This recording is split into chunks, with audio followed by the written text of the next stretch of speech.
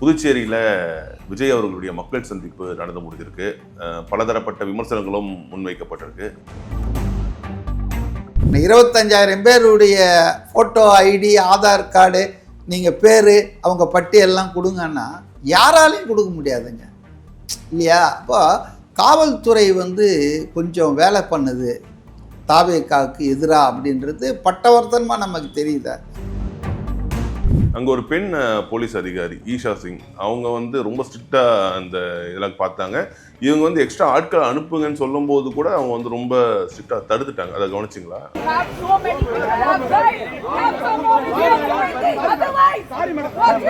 குஷி ஆனந்த் அந்த QR கோடு எல்லாரும் அனுப்பிச்ச பிறகும் கொஞ்சம் இடம் காலியாக இருக்கு, வெளியே நிற்கிறவங்கள அனுப்புங்க அப்படின்னு கேட்டப்போ அனுப்ப முடியாது, நிபந்தனைன்னா நிபந்தனை தான். சரி, அதிமுக பொதுக்குழு ஒரு 16 தீர்மானம் நிறைவேற்றிருக்காங்க. காரசாரமான விவாதங்களும் போயிருக்கு இன்னைக்கு பொதுக்குழுவில். எல்லாருமே பேசும்போது பொது எதிரியான திமுகவை ஒழிக்கிறதுக்கு எல்லாரும் ஒன்றிணையணுன்ற அந்த ஒரு பாதத்தையும் வைக்கிறது பார்க்க முடியுது. நான் என்ன யூகிக்கிறேன்னா, இப்பயுமே இந்த பொதுக்குழுல இபிஎஸ் தலைமையிலான ஆட்சி தான் அமைக்கணும். அதுல காம்ப்ரமைஸ் பண்ணிக்க மாட்டாங்க. ஆனா எதுல காம்ப்ரமைஸ் பண்ணுவாங்கன்னா, திமுக எதிர்ப்பு நிலையை அந்த இதை இன்னும் அதிகப்படுத்துவதற்கு லாஞ்சி செல்வன் பயன்படுவார் அப்படின்னு நினைச்சுக்கலாம். கண்டிப்பா கண்டிப்பா. ஏன்னா இப்பவே அவர் 4-5 நாளாவே என்ன சொல்றாருன்னா, இப்ப இந்த ஈரோடு மீட்டிங்ல அவங்க போலீஸ் பண்ற கெடுபிடிகள் வித்தவுட் ஈவன் SOP அப்ரூவ் ஆகாத முன்னாலேயே இப்படியெல்லாம் பண்ணும்போது தாவேக்கா ஜனவரிக்கு முன்னால நீங்க சேலத்துல மீட்டிங் நடத்த முடியாதுன்ற மாதிரி சொன்னாங்க. ஆனா அதே போலீஸ் தமிழ்நாடு போலீஸ் தான் ஈரோட்டில் எப்படி 16ஆம் தேதி 18ஆம் தேதிக்கு 4 நாளைக்கு முன்னால, ஒரு வாரத்துக்கு முன்னால ஒத்துக்கிறாங்க. சார், நான் புதுச்சேரியில் போயுமே திமுக எதிர்ப்பை தான் பேசிட்டு இருக்காரு. அங்கே ஆடுறது NR காங்கிரஸ் பிஜேபி கூட்டணி. சரி, ஒன்றிய அரசு கூட டச் பண்ணுறாரு. அங்கே போய் திமுகவை நம்பாதீங்க மக்களே அப்படின்றது எந்த வகையில் அது ஏற்படுதா இருக்குன்ற ஒரு விமர்சனம் எழுதுங்க. இதை பார்த்தாவது தமிழ்நாட்டில் இருக்கிற அந்த திமுக கவர்மெண்ட் கற்றுக்கிட்டா நல்லா இருக்கும். அது காரணம் என்னன்னா, திமுக அவருக்கு அமித்ஷா கடந்த வாரம் பார்த்தீங்கன்னா அண்ணாமலை அவர்களை கூப்பிட்டு காதை முறுக்கி, நீ கிரியேட் பண்ண ப்ராப்ளத்தை நீயே சால்வ் பண்ணுன்னு சொல்லி, காங்கிரஸ் லாங் ரன்ல விஜயை தங்க பக்கம் கொண்டு வரணும்னு எதிர்பார்க்குறாங்க. வணக்கம், ப்ரொவோக் பாலிடிக்ஸ் நிகழ்ச்சிக்கு உங்களை வரவேற்றதில் மகிழ்ச்சி. இன்றைய சிறப்பு நேர்காணலில் நம்முடன் இணைந்திருப்பவர் அரசியல் விமர்சகர் திரு மதிவாணன் அவர்கள். வணக்கம் சார். வணக்கம். புதுச்சேரியில் விஜய் அவர்களுடைய மக்கள் சந்திப்பு நடந்து முடிஞ்சிருக்கு. பலதரப்பட்ட விமர்சனங்களும் முன்வைக்கப்பட்டிருக்கு. நீங்கள் அதை எப்படி பார்க்குறீங்க? என்னை பொறுத்தவரையில் மிக்சடு தான். அதாவது சில பாசிட்டிவும் இருந்தது, சில நெகட்டிவும் இருந்தது. அந்த அளவுக்கு மக்கள் கூடினதை இன்னும் கூட யூஸ் பண்ணியிருக்கலாம். விஜய் அதை ப்ராப்பராக யூஸ் பண்ண தவறிட்டார். ரொம்ப ஷார்ட் ஸ்பீச் கொடுத்தாரு. பல பேர் அங்கே வந்தவங்களுக்கு ஒரு ஏமாற்றம் வந்திருக்கிறதா தான் நான் ஃபீல் பண்ணுறேன். ஏன்னா ஒரு பொலிட்டிக்கலாக அந்த நிகழ்ச்சியை பயன்படுத்தலாம். தமிழ்நாட்டில் அவங்களுக்கு கூட்டம் போடுறதில்ல சிக்கல் இருக்குது. இப்போ கூட பார்த்திங்கன்னா கோபிச்செட்டிப்பாளையம் நம்ம செங்கோட்டையன் ஈரோட்டில் அரேஞ்ச் பண்ணது இப்போ தள்ளி வைக்கிற நிலைமை ஆகிப்போச்சு. எந்த அளவுக்குன்னு சொன்னால், போலீஸ் 83, 84 நிபந்தனைகள் கொடுத்துருக்காங்களாம். அதில் ஒரு நிபந்தனை ரொம்ப ஹாரிபிளாக இருக்குது. எத்தனை பேர் கலந்துக்குவாங்க, அவங்க லிஸ்ட்டு கொடுங்க, அவங்களுடைய அடையாள அட்டையை கொடுன்னா, இதெல்லாம் வேறு கட்சிக்கு யாராவது செய்வாங்களா? இதெல்லாம் தான் நடக்குதா? என்னை பொறுத்த வரைக்கும் நான் என்ன நினைக்கிறேன்னா, அந்த SOP இப்போ கோர்ட்டினுடைய பரிசீலனை இருக்குது, ஜட்ஜ்மெண்ட் ரிசர்வ் ஆகிருக்கு, இன்னும் அதை ஃபைனல் ஆகலை. அப்போ அதுக்கு முன்னால் இருந்த சாதாரண நிலையில் தானே இருக்கணும். ஆனால் இவங்க ரொம்ப இது வரைக்கும் நம்ம செங்கோட்டையனே சொல்கிறாரு பாருங்க, அவருக்கே ஒரு 50 வருஷத்துக்கு மேலே அனுபவம் உண்டு அரசியலில். அவரே சொல்கிறார், இன்னும் இப்படி மழை வந்தால் என்ன பண்ணுவீங்க, வெயில் வந்தான்னா வர்றவன் அவனுக்கு பாதுகாப்பை கூட எடுத்துகிட்டு வர போகிறான். So when there is a deliberate attempt on the part of the government, கரூரில் அவ்வளோ பெரிய சம்பவம் நடந்ததுனால தானே இல்லை சார், அந்த சம்பவம் நடந்தது ஏன் என்பது இன்னும் தெளிவாகல இல்லைங்களா? அதாவது அது என்ன காரணமா இருக்கு? இல்ல இல்ல, ஒரு முன்னெச்சரிக்கை நடவடிக்கை தான். அது தப்பு இல்லை. ஆனா முன்னெச்சரிக்கை நடவடிக்கைக்கும் நீங்க எத்தனை பேர் 25,000 பேர் கலந்துக்குவாங்கன்னு இப்போ சொல்கிறாரு. செங்கோட்டையன். முன்னால் 75 சொன்னார், இப்போ due to obvious reasons scale down பண்ணியிருக்காரு.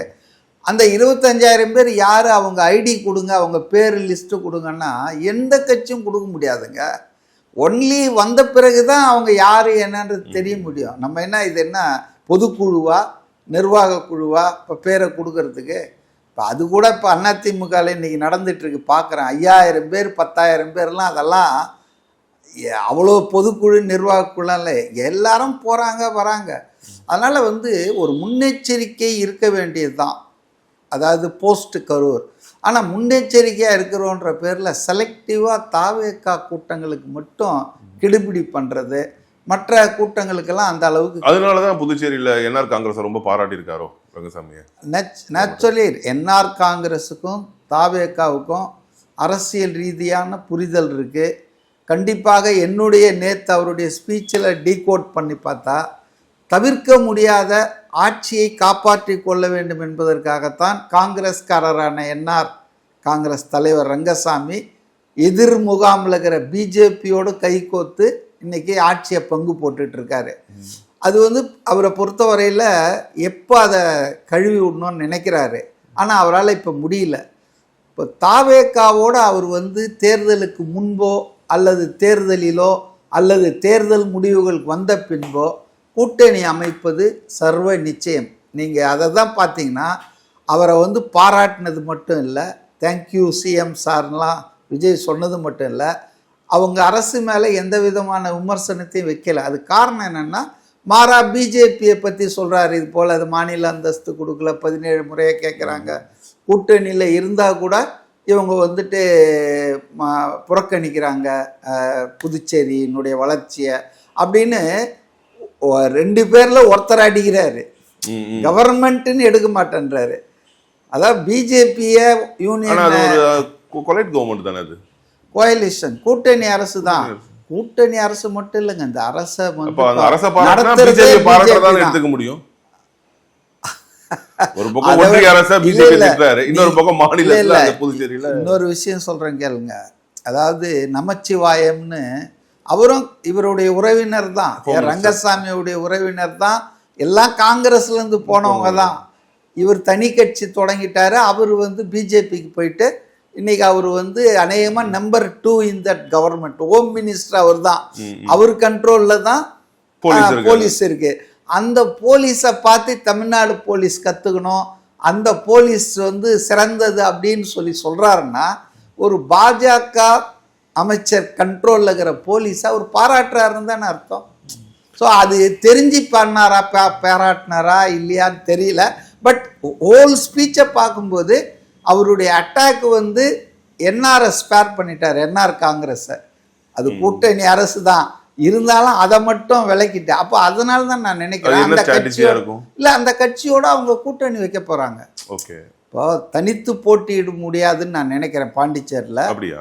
அதனால தமிழ்நாட்டில் அவ்வளோ தைரியமா தனித்து போட்டின்னும் போது இல்லை, இது ஒரு தோழமையா இவங்க இந்த கட்சி ஆரம்பித்தோன்னு அதுக்கு வாழ்த்து சொன்னார். 2வது பர்சனல் ஃப்ரெண்ட்ஷிப்லாம் இருக்குதுன்னு நினைக்கிறேன் விஜய்க்கும் இவர் இல்லை ரங்கசாமிக்கும் இந்த புஷி ஆனந்துக்கும்.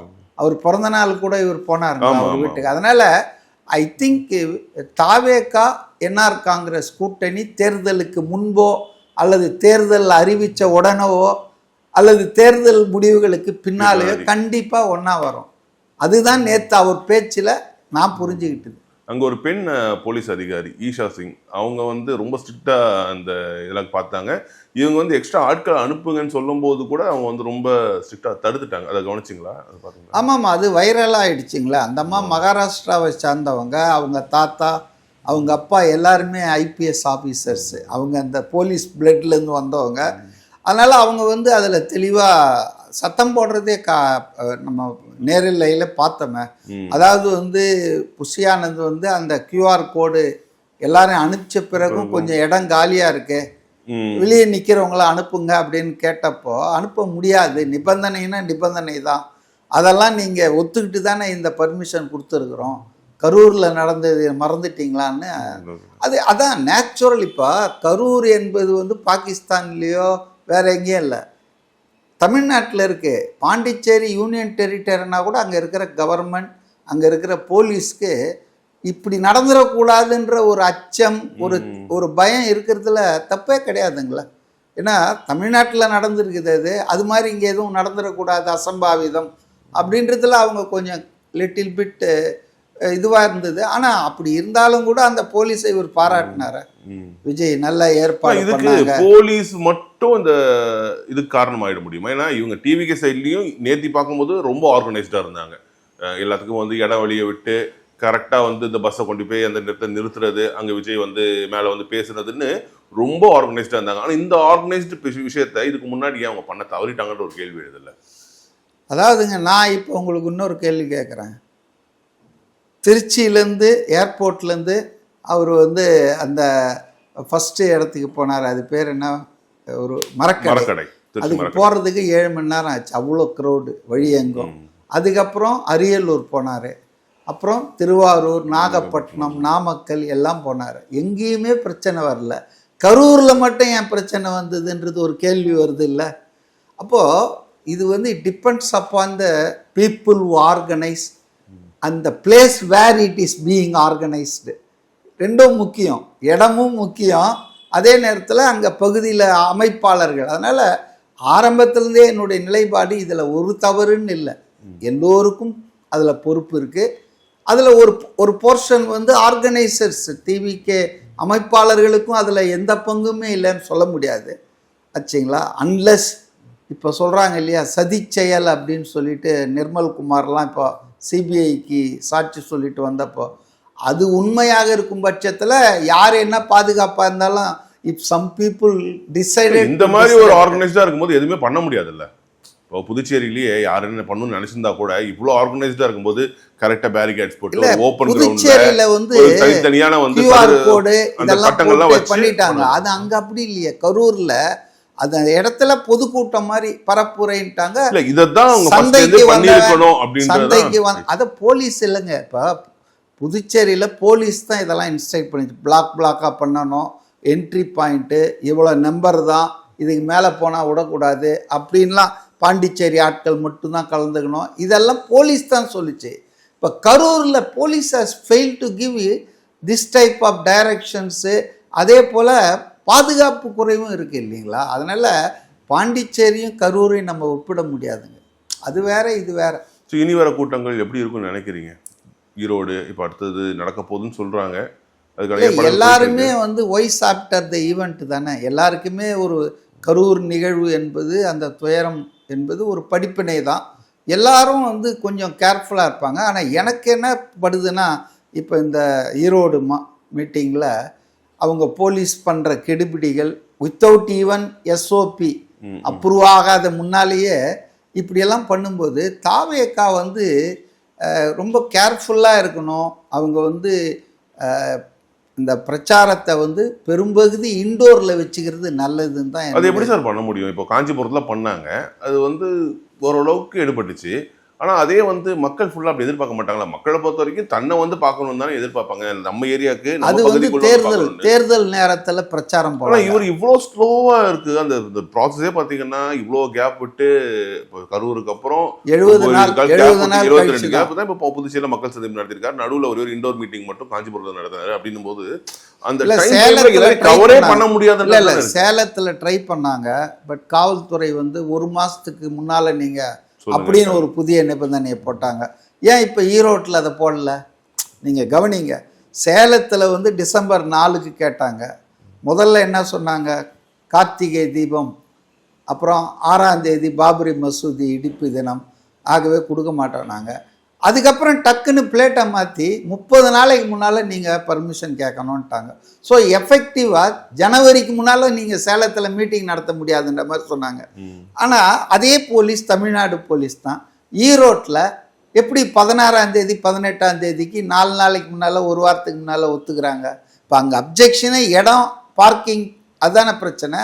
ஆகவே எனக்கு என்னவோ தமிழ்நாடு காவல்துறை வந்து பாரபட்சம் காட்டுது.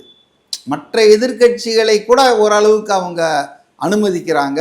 அவங்க வந்து அவங்க பரப்புரை செய்யவோ கூட்டம் நடத்தவோ அனுமதிக்கிறாங்க.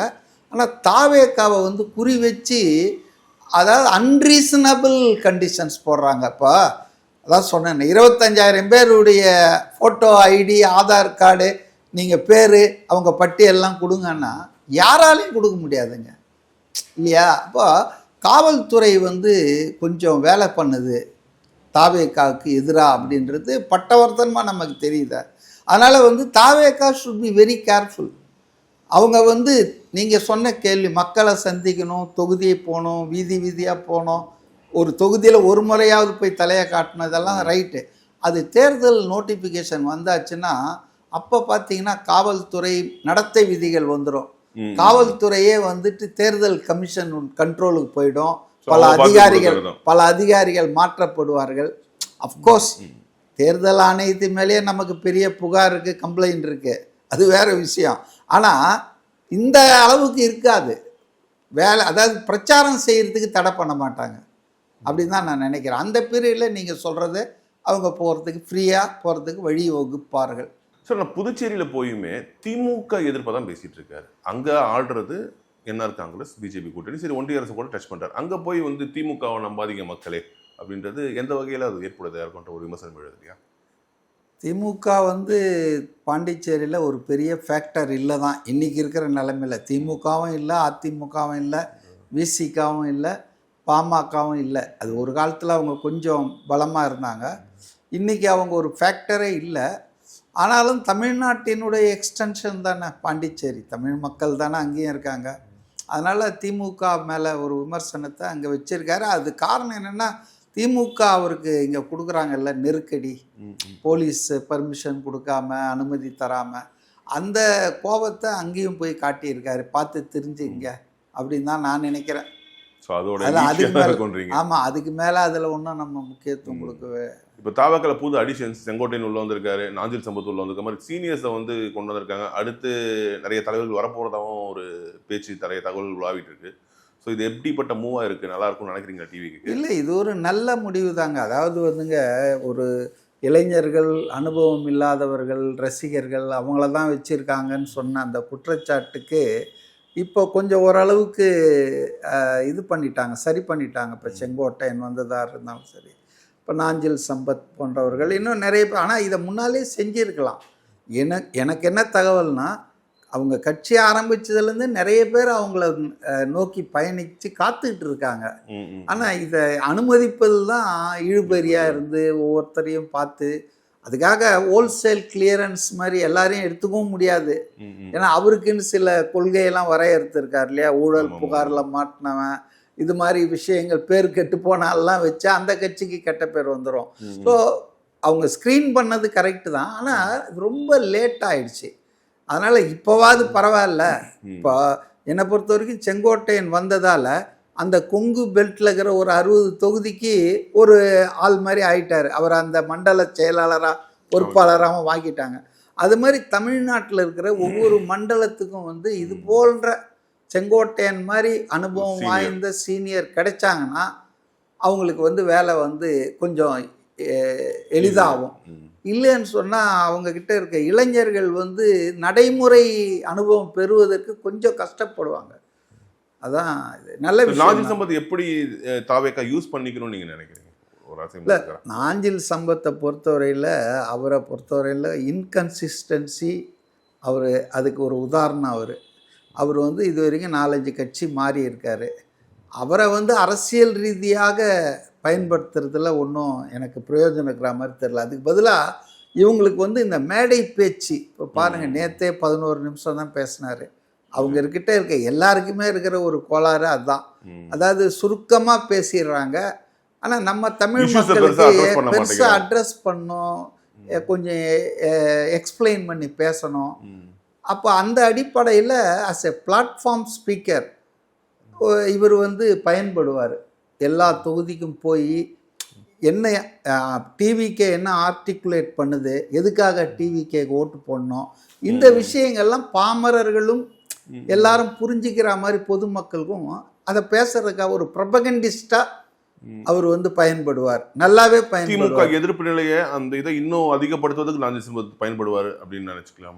கண்டிப்பாக. ஏன்னா இப்போவே அவர் 4-5 நாளாகவே என்ன சொல்கிறாருன்னா, திமுக என்னை வந்து உதாசீனம் பண்ணிடுச்சு, எனக்கு வந்து பழி வாங்கிடுச்சு, என் வாழ்வாதாரத்தையே சிதைச்சதுன்னெலாம் பேசுகிறாரு. ஸோ நிச்சயமாக வந்து திமுக எதிர்ப்புக்கு இன்னும் கூர்மை கிடைக்கும். அவர் வந்து தமிழில் புலமை உண்டு, இலக்கியம் உண்டு. ஸோ இந்த டிபார்ட்மெண்ட்டில் வந்து வீக்கு தானுங்களே தாவேக்கா, அவங்க ஜென் சி அப்படி தானே. அதனால் இது அந்த வகையில் வந்து இவர் ஒரு டிபார்ட்மெண்ட்டை பார்த்துக்குவார், ப்ரொபகண்டிஸ்ட் கேம்பெயின். அதனால தானே பரப்புரை செயலாளர்னே போட்டாங்க. அது நல்லதுன்னு நினைக்கிறேன். இப்போ விஜயால் எவ்வளோ போக முடியும், போனாலும் எவ்வளோ அவரால் எக்ஸ்பிரஸ் பண்ண முடியுன்றது நமக்கு தெரியுது. அப்போ இவர் மாதிரியான ஆட்கள் வந்து ஆட் ஆகிறாங்கும்போது அவங்க வந்து இந்த கட்சியின் கொள்கைகள் என்ன செய்ய போகிறாங்கன்றத மக்களுக்கு தெளிவாக சொல்லுவாங்க இல்லையா. அது நல்ல விஷயம், அதுவும் தேவை இல்லையா. ப்ரபகண்டா கேம்பெயின்றது ஒரு important part of for anyone wants to win the election. அது இல்லாமல் ஒன்றும் பண்ண முடியாது. ஏன்னா பெர்ஃபார்மன்ஸை பார்த்து போடுறதுக்கு இவங்க இது வரைக்கும் ஆட்சிலையும் அதிகாரத்துலையும் இருந்ததில்லை. அப்போ இவங்க நாங்கள் இதை செய்வோம், இதை தருவோம்னு சொல்லும்போது அதை எக்ஸ்பிளைன் பண்ணி ஜனங்களுக்கு கீழே கொண்டு போகிறதுக்கு உங்களுக்கு கேம்பெயின் ரொம்ப தேவையில்லை. அதை வந்து அந்த கேப்பை வந்து நாஞ்சில் சம்பத் ஒருத்தர் பண்ண முடியுமான்னு தெரில. இன்னும் நிறைய பேரை வச்சுக்கணும், வச்சு அவங்க பிளாட்ஃபார்ம் ஸ்பீக்கர்ஸை யூஸ் பண்ணணும். ஒரு காலத்தில் வைகோவை ஒரு அணிக்கே அவர் தான் போய் போர்வால் மாதிரி சுற்றி சுற்றி பேசுவார். ஸோ அது ஒரு பார்ட் அண்ட் பார்சல் தான் எலெக்ஷன் கேம்பெயினில், அதுக்கு யூஸ் ஆவார். காங்கிரஸ் கூட்டணிக்கு டிவிக்கே போயிடும், அதாவது டிவிகே கூட்டணியில் காங்கிரஸ் வந்து இணைஞ்சிரும்ன்ற ஒரு பார்வை இருக்குது. அது பிரவீன் சக்கரவர்த்தியுடைய அந்த சந்திப்பு என்பது ஒரு பெரிய ஒரு பூதாகரத்தை வந்து ஏற்படுத்தியிருக்கு. இது பாசிபிலிட்டிஸ் இருக்குமா, இல்லை வந்து டிஎம்கே விடுமா அப்படின்ற ஒரு கேள்வி எழுது இல்லைங்க. அதாவது இது வந்துங்க காங்கிரஸ் டெலிபரேட்டாக பண்ணுற ஒரு செயல் தாங்க. ஏதோ தலைமைக்கு தெரியாமல் பிரவீன் சக்கரவர்த்தி வந்தார் அப்படி பார்த்தாரலாம் அப்படிலாம் ஜஸ்ட் லைக் தட் யாரும் விஜயை பார்க்க முடியாதுங்க. விஜய் கட்சியில் இருக்கிறவங்களே பார்க்க முடியாது. அப்புறம் டெல்லியிலேருந்து ஒருத்தர் அப்பாயின்மெண்ட் இல்லாமல் இப்போ அவருக்கு யார் அப்பாயின்மெண்ட் வாங்கி கொடுத்தது? டெல்லி தலைமை தாங்க. செல்வ பெருந்தகைக்கு சொல்லிட்டு எல்லாம் செய்வாங்கன்னு அவர் பாட்டுன்னு அவர் சிவசேனா அவர் போயிட்டுருக்காரு. பட் டெல்லி தலைமை வந்து கேரளாவை பார்க்குது, நம்ம புதுச்சேரியை பார்க்குது, இப்படி பல்வேறு இதை வந்து அது பண்ணுறதால அவங்களுக்கு வந்து ஒரு 2 விஷயமா பார்க்கலாம்னு நினைக்கிறேன். ஒன்று வந்து ஒரு மெசேஜ் கொடுக்குறாங்க டிஎம்கே, நாங்கள் உங்கள் கூட தான் இருக்க விரும்புகிறோம், நீங்கள் இந்தியா கூட்டணியில் ஒரு முக்கியமான அங்கம். ஆனால் நீங்கள் எங்களை இன்சல்ட் பண்ணால், எங்களை கண்ணிய குறைவாக நடத்தினா, நாங்கள் கேட்குற இடத்தையோ தொகுதியோ கொடுக்க மறுத்து எங்களுக்கு வேற போக்கிடமே இல்லை. ஏன்னா அதிமுக பாஜகவோட லாட்ஸாக இருக்கு, நாங்கள் அங்கே போக முடியாது அப்படின்றதால எங்களை ரொம்ப மட்டமாக நடத்துனீங்கன்னா எங்களுக்கு இன்னொரு ஆப்ஷன் இருக்கு, நாங்கள் அந்த கதவு திறந்து வச்சிருக்கேன் அப்படின்னு ஒரு மெசேஜ் கொடுக்குறதா தான் நான் பார்க்குறேன். இப்போ வைக்கல உடனே காங்கிரஸ் போயிடும் அப்படின்னா, பட் தேர் ப்ரோபி இது வந்து விஜய் எப்படி இருக்காரு. ஏன்னா அவங்களுக்கு அங்கே ஒரு அட்வான்டேஜ் என்னன்னா 2 விஷயம் இருக்கு. சவுத் இந்தியாவில் அவங்களுக்கு பயன்படுவார் விஜய். பிஎன்ஜே கும்பிடிக்குடியை தான்னா ஒன்றும் பயன்படாது, அது உண்மை.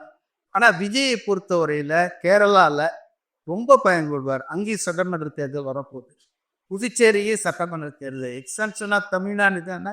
அப்போ அவங்கள பொறுத்த வரைக்கும் கர்நாடகா, ஆந்திரா, தெலுங்கானா பெருசா கொஞ்சம் இருக்கு. எங்க 1% கூட ரொம்ப முக்கியம் தானாங்க.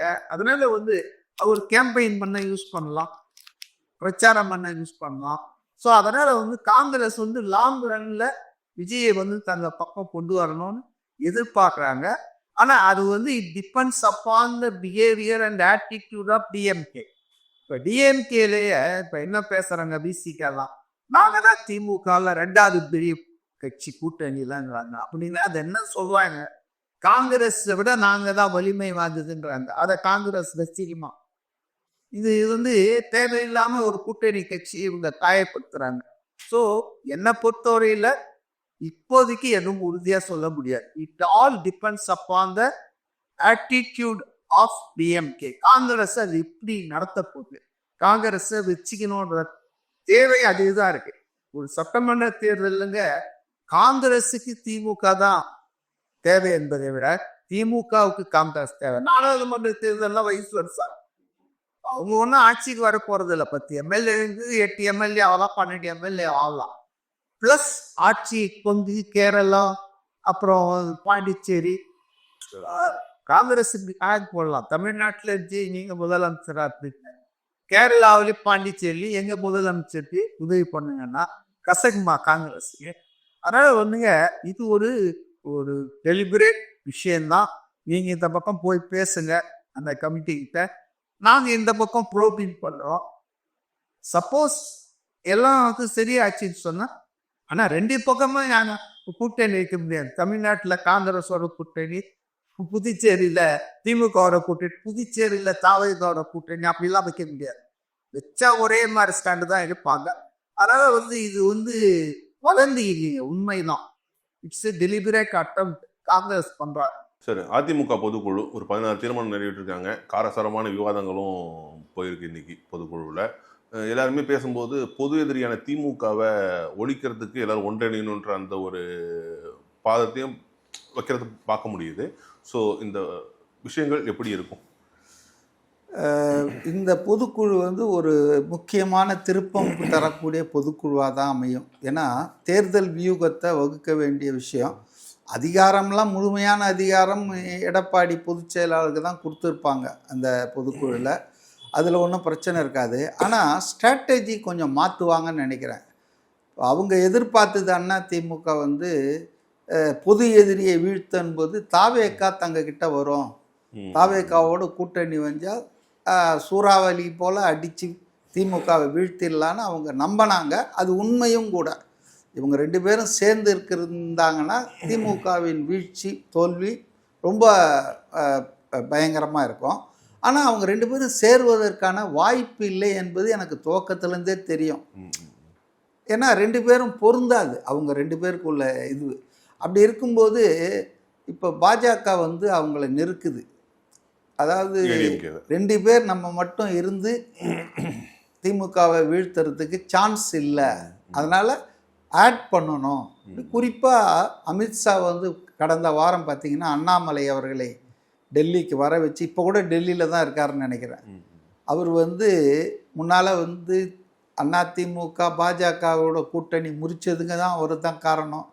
தினகரன், ஓபிஎஸ் இவங்களெல்லாம் தூண்டி விட்டு எடப்பாடிக்கு எதிராக புரட்சி பண்ண வச்சதும் இவர் தான். இப்போ அமித்ஷா வந்து அவரை கூப்பிட்டு காதை முறுக்கி நீ கிரியேட் பண்ண ப்ராப்ளத்தை நீயே சால்வ் பண்ணுன்னு சொல்லி அவருக்கு அந்த பொறுப்பை கொடுத்துருக்காங்க போல இருக்கு. அதனால தான் பார்த்தீங்கன்னா டின்னர்லாம் கொடுத்து கோயம்புத்தூரில் டிடிவி தினகரனை ஓபிஎஸ்ஸை சந்தித்து இப்போ ரிப்போர்ட் பேக் பண்ணுறதுக்காக போயிருக்காரு. இன்னும் இவங்கெல்லாம் கூட இந்த கேசவ விநாயகம்னு தமிழ்நாடு பாஜகவில் நயினார் நாகேந்திரன் தலைவராக இருந்தால் கூட இந்த அமைப்பு செயலாளர்னு ஆர்எஸ்எஸ் இன்சார்ஜ் ஒருத்தருக்கு பவர் உண்டு. இப்போ அவரும் டெல்லிக்கு போயிருக்காரு. இப்போ நிறைய பேர் டெல்லிக்கு போயிருக்காங்க. ஸோ சம்திங் இம்பார்ட்டன்ட் டிசிஷன் வந்து அமித்ஷா வந்து தமிழ்நாடு தேர்தலை பொறுத்த வரைக்கும் எடுக்க போகிறாருன்னு நினைக்கிறேன். நான் என்ன யூகிக்கிறேன்னா, ஓபிஎஸ் ஒரு பல்ட்டி அடித்தார் பார்த்தீங்களா, 15ஆம் தேதிக்குள்ளே எங்களை கட்சியில் சேர்த்துக்கிறத பற்றி இந்த முடிவு எடுக்கலைன்னா நாங்கள் வந்து வேற முடிவுக்கு போவோம். அதாவது அவர் என்ன இண்டிகேட் பண்ணாருன்னா பொதுவெளியில் தனி கட்சி ஆரம்பிக்கிற மாதிரி பண்ணாங்க. ஆனால் அமித்ஷாவை போய் சந்திச்சுட்டு, அமித்ஷாவின் அழைப்பின் பேரில் போயிருக்காரு, சந்திச்சுட்டு வந்த பிறகு அவர் சொல்லியிருக்காருன்னு நினைக்கிறேன், அவசரப்பட வேணாம், நாங்கள் பேசிகிட்டு இருக்கோம் இபிஎஸ் கிட்ட. இப்போ மாறி இருக்கிற சூழ்நிலை, ஒரு பக்கம் டிவிகேக்கு நிறைய மக்கள் செல்வாக்கு அதிகமாகிட்டு இருக்கு, அதனால் நம்மக்கிட்ட இருக்கிறதையும் பிரித்து விட்டுற வேண்டான்னு சொல்லி I think Amit Shah might have convinced EPS. அது இந்த பொதுக்குழுவில் இன்னைக்கு ரிஃப்ளெக்ட் ஆகும் ஏதாவது ஒரு வகையில். அதாவது முழு அதிகாரம் இபிஎஸ்க்கு இதை கொடுத்ததன் மூலமாக கூட்டணியை விரிவுபடுத்துவது. அதாவது பொது எதிரியை வீழ்த்த ஒரு குடையின் கீழ் எல்லாரையும் கொண்டு வரணும்னு அதிமுகவில் சேர்த்துக்க மாட்டாங்க. ஆனால் முன்னால் அவர் தேசிய ஜனநாயக கூட்டணியில் கூட இருக்க முடியாதுன்ற நிலையை எடுத்தார். அதே போல் டிடிவி வந்து இபிஎஸ்ஸை முதலமைச்சர் வேட்பாளராக நான் துரோகியை ஏற்றுக்க முடியாதுன்னெலாம் ரொம்ப காரசாரமாக பேசலாம். இப்பயுமே இந்த பொதுக்குழுவில் வந்து இபிஎஸ் தலைமையிலான ஆட்சி தான் அமைக்கணும், அதாவது அதில் காம்ப்ரமைஸ் பண்ணிக்க மாட்டாங்க. ஆனால் எதில் காம்ப்ரமைஸ் பண்ணுவாங்கன்னா அமித்ஷாவுடைய வற்புறுத்தல் நிர்பந்தத்துக்கு பணிஞ்சு, அதாவது வந்து ஓபிஎஸ்ஸு, நம்ம டிடிவி இது போன்ற ஆட்கள் அந்த தென் தமிழகத்தை தான் இப்போ பாஜக குறி வச்சிருக்குதுங்க. தென் தமிழகத்தில் ஒரு 10-20 சீட்டை அவங்க வாங்கி ஜெயிக்கணும்னு நினைக்கிறாங்க அந்த முக்குளத்தோர் வாக்குகளை. Okay okay. அப்போ அதனால் இந்த முக்குளத்தோர் வாக்குகளுக்கு சசிகலா, ஓபிஎஸ், நம்ம டிடிவி எல்லாம் திரட்டணுன்றதுக்காக அவங்க ஒரு காம்ப்ரமைஸாக உங்கள் அதிமுகவில் நீங்கள் சேர்த்துக்காமல் இருங்க, ஆனால் தேசிய ஜனநாயக கூட்டணியில் அவங்கள நாங்கள் ஏதாவது ஒரு வகையில் சேர்த்துக்கிறோம், அதிமுகவில் நான் சேர்த்துக்கலன்னு நீங்கள் சொல்லிங்க, அவங்களும் நாங்கள் அதிமுகவுக்கு போகலங்க, பழனிசாமி தலைமை நாங்கள் வந்து தேசிய ஜனநாயக கூட்டணி, அவங்களுக்கு பேஸ் சேவிங், அதாவது ஒரு முகம் வந்து கெடாமல் இருக்கிற மாதிரி 2 பேருக்கும் வின் சிச்சுவேஷன் மாதிரி, ஆனால் பொது நோக்கம் நிறைவேறணும். திமுகவுக்கு எதிரான குறிப்பாக தென் தமிழ்நாட்டில் முக்குளத்தோர் வாக்குகளை எல்லாம் ஒன்று சேர்க்கணுன்ற அடிப்படையில் அநேகமாக அதை தான் நோக்கி போயிட்டு இருக்காங்கன்னு நினைக்கிறேன். அமித்ஷாவுடைய அழைப்பு, அண்ணாமலை விரைவது, இதெல்லாம் எதை காட்டுதுன்னா அநேகமாக பழைய அதிமுகவிலிருந்து பிரிந்தவர்கள்லாம் ஏதோ ஒரு வடிவத்தில் ஏதோ ஒரு பெயரில் அந்த கூட்டணிக்கு போய் சேருவார்கள். அதிமுகவுக்கு போக மாட்டாங்க, ஆனால் கூட்டணியில் அதான் அதிமுகவில் சேர்க்க மாட்டாங்க. ஆனால் அதே போல் இவங்க முதலமைச்சர் வேட்பாளராக இபிஎஸ்ஸை ஏற்றுக்கிட்டு தான் ஆகணும். காம்ப்ரமைஸ் எப்படி இருக்கும்னா இபிஎஸ் வந்து அவங்கள அப்ஜெக்ட் பண்ணக்கூடாது என்டிஏல சேர்றத, ஓபிஎஸ்ஓ டிடிவியோ. அதே போல் ஓபிஎஸ்ஓ டிடிவியோ முதலமைச்சர் வேட்பாளர் இபிஎஸ் என்பதை எதிர்க்கக்கூடாது. இது மாதிரி இப்படி ஒரு கிவ் அண்ட் டேக்கில் அது சேரக்கூடிய ஒரு வாய்ப்பு இருக்குது. அதை நோக்கி தான் இப்போ அரசியல் நகர்ந்து கொண்டிருக்கிறது. அப்படியே வந்தாலுமே கூட வந்து அவங்களுக்கு வந்து அந்த வின் பண்ணுறதுக்கான பாசிபிலிட்டிஸ் இருக்கும்னு நினைக்கிறீங்களா? ஏன்னா டிஎம்கே அவ்வளோ ஸ்ட்ராங்காக இருக்குது அப்படின்னும் போது அலையன்ஸ் ஒரு பெரிய கட்சியாக இருக்காங்க. தமிழ்நாட்டு இன்னைக்கு பெரிய கட்சினா அது டிஎம்கே, அதுக்கப்புறம் ஏடிஎம்கே இருந்துச்சுன்னா அதுலேயே வந்து நிறைய பிரச்சனைகள் வரும்போது டிஎம்கே அவங்க அலையன்ஸ்ல வந்து ரொம்ப ஸ்ட்ராங்காக இருக்கும்போது இது எப்படி பாசிபிளாக நடக்கும்னு நினைக்கிறீங்க? இல்லை, அதாவது நடக்கும் நான் சொல்ல, ஆனால் ஆடட் ஸ்ட்ரென்த் ஆகிறதுக்கு வந்து எல்லாரும் முயற்சி பண்ணுறது தப்பு ஒன்றும் இல்லைங்களா? இப்போது போன சட்டமன்ற தேர்தலில் டிடிவி இந்த ஓபிஎஸ் ஃபேக்டரால் அதிமுக ஒரு 17-18 தொகுதியில் தோத்ததுங்க. அப்போ இன்னைக்கு நயினார் நாகேந்திரனை ஏன் போன தேர்தலில் ஓபிஎஸ் வந்து உள்ளே இருந்துக்கிட்டு வேலை பண்ணாருங்க. அவர் வெளியே போயிட்டார், டிடிவி தனி கட்சி தொடங்கிட்டாரு. ஆனால் முதலமைச்சர் வேட்பாளரில் பிரச்சனை வந்து 2 பேருக்கும். இவர் வெளியே போகல, ஆனால் உள்ளே இருந்து சபட்டாஜ் பண்ணாருங்க பல தொகுதிகளில். ஸோ அதனால் இபிஎஸ் முதலமைச்சர் ஆகிடக்கூடாதுன்றது தான் இவங்க 2 பேருடைய நோக்கம். அதனால அவங்களுக்கு சேதாரம் வந்ததானா வந்தது. ஸோ அதனால தான் இன்னைக்கு வந்து நயினார் நாகேந்திரனை ஏன் போட்டிருக்காங்கன்னா முக்குளத்தோர் ஓட்டெல்லாம் சிந்தாமல் சிதறாமல் அல்ல வேண்டும் என்பதற்காக தென் தமிழகத்தை வந்து இப்போ நீங்கள் பார்த்தீங்கன்னா அமித்ஷா பலமுறை வந்தார், மோடி எல்லாம் மதுரை தான் சென்ட்ரிக் பண்ணுறாங்க. மதுரை, அந்த மதுரைக்கு கீழே இப்போ திருப்பரங்குன்ற இஷ்யூ கூட ரிலேட்டட் டு பாலிடிக்ஸ் தான். இல்லைன்னா இங்கே தீபம் ஏற்றுறது அது இந்து முன்னணி ஏதோ பண்ணிகிட்டு இருக்கான். ஏன் நெல்லையிலேருந்து நயினார் நாகேந்திரன் வந்து அரெஸ்ட் ஆகணும்? காரைக்குடியிலேருந்து ராஜா ஏன் இங்கே வந்து அரெஸ்ட் ஆகணும்? So they are making it A political issue. அதனால் வந்துங்க தென் தமிழகத்தை தான் இப்போ முழுசாக ஒரு ஸ்டேட்டை சாப்பிட முடியாதுன்னா பாதியாக புட்டு சாப்பிட்லான்வாங்கல்ல. ஸோ அதனால் பாஜக தங்கிட்ட தென் தமிழகத்தை விட்டுருங்கன்னு சொல்லி ஏடிஎம்கேவும் அதில் ஹாப்பியாக விட்டுருவாங்க. ஏன்னா முக்குளத்தோர் ஓட்டு வந்து ஏடிஎம்கேக்கு கிடைக்கிறதுக்கு வாய்ப்பில்லை. அவங்க இந்த கொங்கு, வட தமிழ்நாடு இதெல்லாம் நாங்கள் பார்த்துக்கிறோன்னு சொல்லுவாங்க, டெல்டாலாம். ஸோ அதனால் அது வேலை பிரிவினை மாதிரி இருக்கிறதுக்கு வாய்ப்பு இருக்குது. இதெல்லாம் வந்து நடக்குமா அப்படிலாம் இல்லை. நம்மளுடைய பர்முட்டேஷன் காம்பினேஷன், டெல்லியில் பாஜக காய் நகர்த்துகள் இதெல்லாம் வந்து பார்த்தா இன்றைக்கி அதிமுக பொதுக்குழுவிலையும் அதுக்கு ஒரு விடுவாங்க. ஏதாவது சின்ன கேப், கதவை கொஞ்சம் லைட்டாக திறந்து வைப்பாங்கன்னு தான் நான் நினைக்கிறேன். மிக்க நன்றி சார், உங்களுடைய நேரத்திற்கும் உங்களுடைய தகவல்களுக்கும்.